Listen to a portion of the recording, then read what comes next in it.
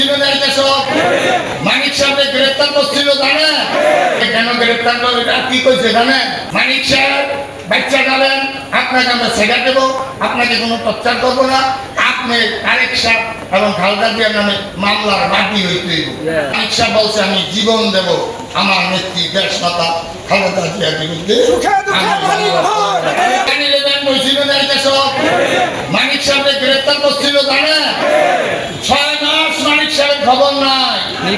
আমরা আমি ওনার পরিবার কেউ জানে না ওনাকে গুম করে ফেলছে কোথায় রাখছে জানে আয়না করে নিয়ে কোথায় আয়না করে নিয়ে রাখছে এই সেই মানিক সাহেব এবং কেন ওনাকে গ্রেফতার করছে কেন টর্চার করছে এটা জানেন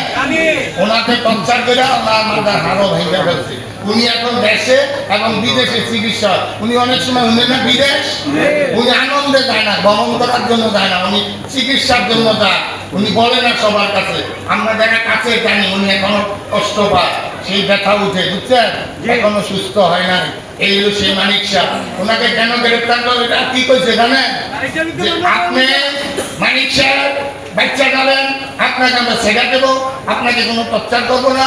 আপনি তারেক সাহেব এবং খালেদা জিয়ার নামে মামলার বাদী হইতে হইব কি হইতে হইব মানিক সাহেব কি বলছে জানেন